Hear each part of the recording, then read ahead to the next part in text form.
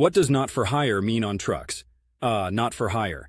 This is actually an interesting piece of trucker lingo that can lead to a bit of confusion if you're not in the know.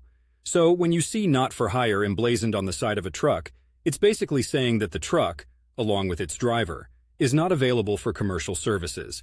It's like a taxi with an off-duty light, except the truck was likely never on duty to begin with.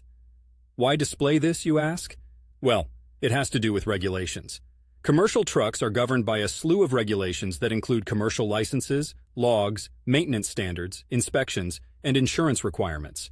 When a truck is for hire, it means it's operating under a commercial entity that conforms to these regulations and is available to transport goods for others for a fee. A not-for-hire truck, on the other hand, is typically privately owned, and they're declaring that they're not subject to the same degree of government oversight because they're not making money from transporting goods. This might be a business transporting its own products, like a farmer taking his produce to market, or a company truck carrying equipment to a job site. The designation helps law enforcement and other authorities quickly identify what kind of regulations to enforce with that particular vehicle. After all, nobody wants to get bogged down in paperwork for no reason. The truck isn't a commercial service, so it doesn't need the same level of scrutiny. And for any would-be regulators or officers eyeing the rig with thoughts of a potential infraction, that sign is saying, "Move along, nothing to see here." It's a bit of a bureaucratic force field.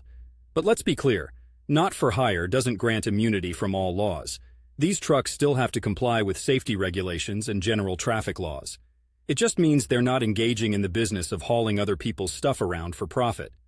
When push comes to shove, not-for-hire trucks are just out there doing their own thing, not soliciting commercial transport business, and hence they're playing by a slightly different set of rules. It's one of the many nuances of the road that keeps things interesting and complicated. Just like life, right?